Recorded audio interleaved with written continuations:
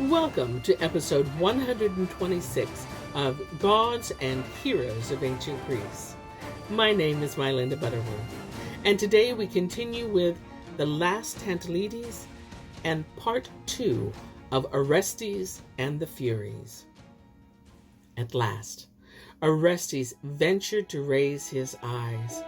He half rose so that he was still on his knees and said, "Athene, you need not fear for your temple. I have not committed a murder which cannot be atoned for. I am not clasping your altar with hands that desecrate. I was born in Argos. You must have known my father. He was Agamemnon, the ruler of many peoples, the man who guided the Argive fleet to Troy, and whom you helped destroy the citadel of proud Ilium. When he returned from his conquest, he did not die a natural death. My mother and her lover tangled him in a net and slew him in his bath. For a long time I have lived in a foreign land, but when I returned, I avenged my father. I do not deny I avenged the murder of my beloved father by slaying my mother, and it was your own brother Apollo who urged me to do this deed. His oracle threatened me with unending anguish if I did not punish my father's murderers. Now judge, O goddess, whether I have done right or wrong. I shall bow to your verdict."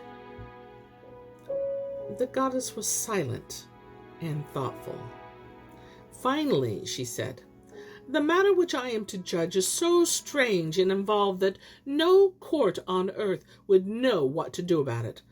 Although I am going to choose mortal judges, it is right that you have turned to an immortal for help, for I shall summon the judges to my temple and preside over the court. If the judges find they cannot arrive at a verdict, I myself shall decide the issue. In the meantime, this stranger shall live in my city unmolested, but you implacable goddesses, shall not taint these precincts any longer. Return to Tartarus, and do not come back to this temple until the day of the trial. Both parties shall collect evidence and summon witnesses, while I call on the wisest and best men in my city to solve this difficult problem." When the goddess had set a day for the trial, Orestes and Pleiades, as well as the Furies, were dismissed. The Eumenides obeyed Athene without demurring. They left the city and returned to the underworld. Orestes and his friends were hospitably received in Athens. When the day of the trial dawned, a herald called those citizens whom Athene had chosen to a hill opposite the Acropolis. This hill was sacred to Ares, and for this reason it was called Areopagus, or Ares' Hill. The goddess was already there, and both the accusers and the accused had arrived. But a stranger had also appeared and taken his place beside the accused. When the Erinyes saw him, they cried out in alarm, "Phoebus Apollo, do not interfere with our concerns. What are you doing here?" "This man is under my protection," replied the god. "He came to Delphi to seek refuge in my temple. I have purified him of the blood he spilt, and so it is only right that I should help him. I have come to testify for him, and also to defend him before the court which my sister Athene has summoned. For it was I who counseled him to murder his mother, and told him that in the eyes of the god this would be a devout act and pleasing to them." As he spoke, the god came closer to Orestes. And now Athene opened the court and asked the Erinyes to state their accusation. "We shall be brief," said the eldest of them, who had been chosen to speak for them. "You whom we accuse, answer us. First, did you or did you not murder your mother?" "I do not deny it," said Orestes, who had paled at the question. "And how did you commit the crime?" "I pierced her throat with my sword." "At whose advice or instigation did you do this?" "At his who stand beside me," said Orestes. "Apollo gave me his commands through an oracle, and he is here to confirm my words." Orestes then went on to explain that in killing Clytemnestra, he had not thought of her as a mother, but only as the murderess of his father. Apollo seconded him in a long and eloquent speech. The Furies countered his words. The god first painted the murderer of Agamemnon in dark colors, but they argued that Clytemnestra had not killed a kinsman, but only her husband, while Orestes had murdered his mother. Then the eldest said, "Now we have launched all the arrows we had in our quiver, and we shall await the verdict of the judge in silence." Athene had stones for voting distributed among the judges. Each was given a black stone to indicate guilt, and a white one for innocence. The urn which was to hold the stones was set up in the middle of the fenced-off space. And now Athene rose from the raised seat she occupied as the head of the court and addressed the judges before they cast their votes. Standing erect in all her divine majesty, she said, "Citizens of Athens, listen to what the founder of your city has to say to you on this first occasion you have assembled to give judgment at a murder trial. This tribunal shall remain within your walls for all time to come.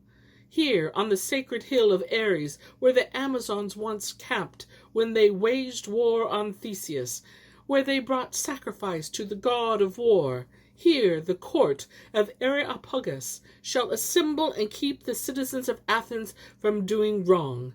I herewith establish this court, made up of the best men of this city. They shall be stern, just, and incorruptible. They shall not take bribes, nor look to their profit, but protect the rights of everyone in the land. The citizens shall reverence its dignity, and uphold it as a pillar of strength, such as no other people in Greece or elsewhere on earth can boast of. This is my will as to the future. And now, judges, remember that you have sworn to serve the law. Put your votes into the urn so that this issue may be decided." Silently, the judges rose from their seats. One after another approached the urn and dropped in a stone. When all had voted, chosen citizens who were also under oath counted the stones, and then it appeared that there were just as many black as white, and that the goddess who had reserved the right of decision for herself would have to give the verdict. Again she rose and said, "I was not born by a mother. I, a virgin, sprang from the head of Zeus, my father, and I protect the rights of father and son against those of the mother. And so I shall take the part of the woman who slew her husband to please her wicked lover, but cast my vote for Orestes, who killed his mother because she murdered his father." With that she left her place, took a white stone, and added it to the rest of the white stones. "This man," she said solemnly, "is herewith by a majority of votes pronounced not guilty." When she had given the verdict, Orestes turned to her. He was deeply moved. "O Pallas Athene," he cried, "you have saved my line and given me back my native land. All Greece will exalt you for what you have done and say, 'Argive Orestes is again living in the palace of his fathers, rescued by the justice of Athene and Apollo and of the Thunderer, without whose will this could not have come about.' And now, before I start for home, I swear to this country and this people that no Argive in all time to come shall ever make war on the devout Athenians. And if after my death one of my countrymen should break this oath, I myself shall rise from my tomb to punish him, send misfortune to his footsteps, and prevent him from carrying out his cursed plans against this city. Farewell, noble protector of justice and people of Athens. May victory and welfare attend you in war and all else you undertake." Then Orestes left the sacred hill of Ares, and his friend Pallades, who had never left his side during the entire court proceedings, went with him. The Furies did not venture to oppose the verdict of Athene, and besides, they feared the strength of Apollo, who was prepared to see that the judgment of the court was upheld. But the elders who spoke for the rest rose from the plaintiff's seat and confronted the god and the goddess. In a deep, hoarse vote, she defiantly questioned the verdict. "Woe to us," she cried. "Younger deities have trodden underfoot the age-old laws. They have wrested the power from our hands, from us who are the elder. We are scorned. We cannot vanquish them with all our anger. But you, Athenians, shall live to regret your judgment. On this ground where justice has been scoffed at, we shall pour out the venom seething in our hearts. Blight shall attack your fields. Destruction shall overtake all that is living. With famine and plague, we shall haunt this land and this city, we, the offended and derided goddesses of the night." When Apollo heard this terrible curse, he intervened and tried to appease the mighty deities. "Be gracious," he said to them, "for you were neither defeated nor dishonored. The number of black stones and white was the same. The judges did not override you. The accused, who was forced to choose between two sacred deities, and in choosing was bound to neglect one, has been saved through the will of Zeus, who guarded him. So do not venture anger on the innocent people of this land, for in their name I promise you a worthy sanctuary in this country. The citizens of Athens will bring you offerings year after year, and revere you as the implacable goddesses of just revenge." Athene confirmed these words.